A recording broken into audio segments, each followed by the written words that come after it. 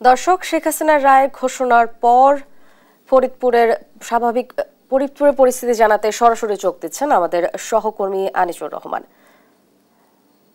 আনিসুর, গোপাল, ফরিদপুরের অবস্থা এখন কি দেখছেন?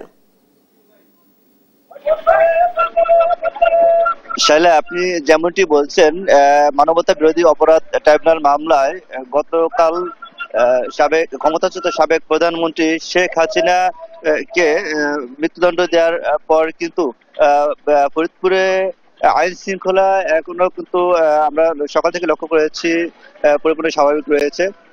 বিশেষ করে এই বিশেষ করে এই ক্ষমতাচ্যুত প্রধানমন্ত্রী শেখ হাসিনাকে রায়দায়কে কেন্দ্র করে আওয়ামী লীগ নিষিদ্ধ আওয়ামী লীগের নেতাকর্মীরা কিন্তু 48 ঘন্টা শাটডাউন ডাক দিয়েছিল।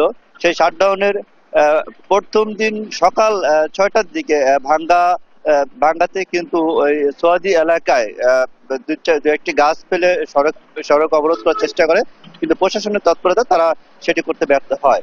তারপরে কিন্তু প্রশাসন এখানে প্রচুর পরিমাণ আইন শৃঙ্খলা বাহিনী নিয়োগ দেওয়া হয়, বিশেষ করে 4 প্লাটুন বিজিবি এবং 6 প্লাটুন সেনাবাহিনী, 400 পুলিশ, এপিবিএম সহ র্যাব এবং বিভিন্ন ধরনের আইন শৃঙ্খলা বাহিনী কিন্তু এখানে লক্ষ্য করা যায়। বিশেষ করে এই লক্ষ্য করা যায় এবং আমরা দেখেছি যে তারপর থেকে কিন্তু কোনো ধরনের কোনো অপ্রীতিকর কোনো ঘটনা বা সহিংসতা ঘটেনি এবং এখন কিন্তু পরিস্থিতি স্বাভাবিক রয়েছে এবং যান চলাচল কিন্তু সম্পূর্ণ স্বাভাবিক রয়েছে। লোকাল এবং দূরপাল্লার যে পরিবহনগুলো সেগুলো কিন্তু সম্পূর্ণ স্বাভাবিক হয়েছে এবং আমরা গতকালকে ক্ষমতাচ্যুত শেখ হাসিনার রায়ের পরে লক্ষ্য করেছি ফরিদপুরে জামাত, এনসিপি, বিএনপি সহ বিভিন্ন দলের জনগণ কিন্তু তারা কিন্তু আমাদেরকে যেমনটি জানিয়েছেন যে তারা এই রায়ে সন্তুষ্ট হয়েছেন। বিশেষ করে এই যে রায় হয়েছে, ফাঁসিবাদী বিরোধী যে রায় হয়েছে, এই রায় পূর্বে কখনো এই ধরনের রায় হয়নি। আর এই রায় না হওয়াকে কেন্দ্র করে তারা কিন্তু প্রত্যেকে অনেক সন্তুষ্ট।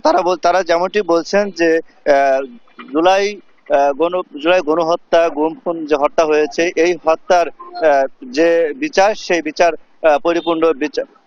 পরিপূর্ণ বিচার কিন্তু হয়েছে এবং তারা এমনটি আরো বলছেন যে এই যে রায় হয়েছে, এই রায়ের মাধ্যমে যেন এই কার্যকর হয়, বিশেষ করে দ্রুত সময়ের মধ্যে, অর্থাৎ 1 মাসের মধ্যে যেন তাকে কার্যকর হয়। এবং তারা আরো যেমনটি বলছেন যে এই যে রায় হয়েছে, ফাঁসিবাদী বিরোধী রায় হয়েছে প্রথমবারের মতো, অর্থাৎ এই ধরনের রায় হওয়াকে কেন্দ্র করে তারা কিন্তু সন্তুষ্ট প্রকাশ করেছেন এবং আমরা শহরে মিষ্টি বিতরণ করতে দেখেছি এবং আনন্দ উল্লাস বা মিছিল করতে দেখেছি যে এটি আসলে সে যে ধরনের অপরাধ করেছে তার প্রকৃত একটি রায় হয়েছে। আর এই রায়কে কেন্দ্র করে কিন্তু সবাই বলছেন যেন পরবর্তীতে যদি কেউ ফাঁসিবাদী চিন্তা ভাবনা করে তাহলে অবশ্যই এই ধরনের চিন্তা ভাবনা করবে, অর্থাৎ এই রায়টি সন্তোষ প্রকাশ করেছেন। এই ছিল আমার কাছে ফরিদপুর থেকে সর্বশেষ।